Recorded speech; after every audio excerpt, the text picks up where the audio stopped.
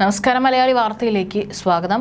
ജന്മം നൽകിയ കുഞ്ഞിനെ മൂന്നാം നാൾ രക്ഷിതാക്കൾ തട്ടിക്കൊണ്ടുപോയെന്ന് ആരോപിച്ച് മാസങ്ങൾ നീണ്ട നിയമ നടപടികളിലൂടെയും സമരത്തിലൂടെയും കുഞ്ഞിനെ സ്വന്തമാക്കിയ തിരുവനന്തപുരം സ്വദേശി അനുപമ എസ് ചന്ദ്രനെ കുറിച്ച് നമുക്കെല്ലാവർക്കും അറിയാം. ഒരുപാട് കാലം വാർത്തകളിൽ അനുപമ എസ് ചന്ദ്രൻ മാത്രമായിരുന്നു. ഇന്ന് നവകേരള സദസ്സിന്റെ സമാപന ദിവസം. മുഖ്യമന്ത്രിക്ക് പരാതി നൽകുമെന്നാണ് ഇപ്പോൾ പറഞ്ഞുകൊണ്ട് അനുപമ രംഗത്ത് വരുന്നത്. ഏറെ പാർട്ടിക്കും അതുപോലെ തന്നെ സർക്കാരിനും ഏറെ കോളിളക്കം സൃഷ്ടിച്ച ഒരു പരാതിയുമായിട്ടായിരുന്നു അനുപമ കടന്നു വന്നത് തന്നെ. കുഞ്ഞിനെ തിരിച്ചു കിട്ടിയെങ്കിലും പക്ഷേ ഇതുമായി ബന്ധപ്പെട്ട് സർക്കാർ നടപടികളിലെ ഗുരുതര വീഴ്ചകൾ ചൂണ്ടിക്കാട്ടി നൽകിയ പരാതിയിൽ 2 വർഷം പിന്നിട്ടിട്ടും, ഈ ഒരു സംഭവം നടന്ന് 2 വർഷം പിന്നിട്ടിട്ടും നടപടികളില്ലാത്തതിൽ അടിയന്തര ഇടപെടൽ ആവശ്യപ്പെട്ടാണ് നവകേരള സദസ്സിൽ പരാതിയുമായി അനുപമ എത്തുന്നതെന്നാണ് പറഞ്ഞിട്ടുള്ളത്. അനുപമ മുൻ SFI നേതാവ് കൂടിയാണ്. Kozhikode subaltern India child festival ദണ്ഡനീതി ഫെമിനിസം സംവാദത്തിൽ പങ്കെടുക്കാൻ എത്തിയതാണ് അനുപമ. കുഞ്ഞിനെ തട്ടിക്കൊണ്ടുപോയതിനും വ്യാജരേഖ നിർമ്മാണം, പിതൃത്വം തെളിയിക്കുന്നതിൽ വന്ന വീഴ്ച എന്നിവ സംബന്ധിച്ചും പേരൂർക്കട പോലീസിൽ നൽകിയ പരാതിയിൽ തുടർ നടപടിയില്ല. കുഞ്ഞിനെ ദത്ത് നൽകിയതിലെ നിയമലംഘനം, നോട്ടറി അഭിഭാഷകർ വിവിധ രേഖകൾ നടത്തിയ കൃത്രിമങ്ങൾ, കുഞ്ഞിനെ തിരിച്ച് കിട്ടിയ ശേഷം സർക്കാർ നടപടി ആവശ്യപ്പെട്ട് വിവരാവകാശ രേഖ ആവശ്യപ്പെട്ടതിൽ റിപ്പോർട്ട് നൽകാതിരിക്കൽ തുടങ്ങിയവയും ശേഷിക്കുന്നുണ്ട്.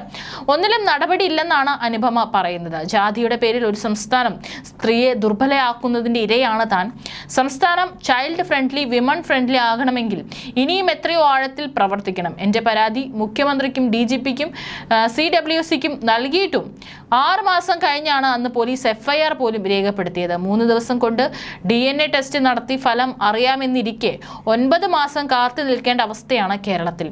ഒടുവിൽ ഒരു പിടിവള്ളിയും ഇല്ലാതെ വന്നപ്പോഴാണ് 14 ദിവസം സമരം ചെയ്തത്. സുരക്ഷ നൽകേണ്ടവർ തന്നെ പീഡിപ്പിക്കുന്ന സ്ത്രീകൾക്ക് മാതൃകയാണ് ഇന്ന് താൻ, അനുപമ പറഞ്ഞു. CPM പേരൂർക്കട ഏരിയ കമ്മിറ്റി അംഗം S ജയചന്ദ്രന്റെ മകൾ മുൻ SFI നേതാവായ അനുപമ S ചന്ദ്രനാണ് വീട്ടുകാർക്കെതിരെ ആദ്യം രംഗത്തെത്തിയത്.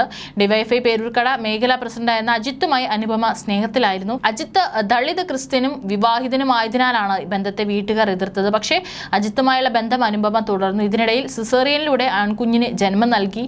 തനിക്ക് കോവിഡ് ബാധിച്ചതിനാലാണ് സിസേറിയൻ നടത്തേണ്ടി വന്നതെന്നും അനുപമ പറഞ്ഞു. പ്രസവിച്ച് 3 ദിവസം കഴിഞ്ഞപ്പോഴേക്കുമാണ് നിർബന്ധപൂർവ്വം കുഞ്ഞിനെ തന്റെ അടുത്ത് നിന്നും അച്ഛനും വീട്ടുകാരും ബലം പ്രയോഗിച്ച് മാറ്റുകയായിരുന്നുവെന്നാണ് അനുപമയുടെ പരാതി. സഹോദരിയുടെ വിവാഹശേഷം കുഞ്ഞിനെ തരാമെന്നായിരുന്നു മാതാപിതാക്കൾ പറഞ്ഞിരുന്നത്. എന്നാൽ വിവാഹം കഴിഞ്ഞിട്ടും കുഞ്ഞിനെ തിരിച്ചു കൊണ്ടുവന്നില്ല. ഇതോടെയാണ് ഏപ്രിലിൽ അജിത്തിനൊപ്പം അനുപമ പോവുകയായിരുന്നു. പിന്നീടാണ് സ്വന്തം കുഞ്ഞിന് വേണ്ടിയുള്ള പോരാട്ടം അനുപമ നടത്തിയത്. ഇതോടെയാണ് വാർത്തകളിൽ വരുന്നതും ജനശ്രദ്ധ പിടിച്ചുപറ്റുന്നതും. ഇന്ന് അനുപമ പറഞ്ഞതുപോലെ നവകേരള സദസ്സിന്റെ വേദിയിൽ എത്തുമോ എന്നുള്ളതാണ് അറിയേണ്ടത്.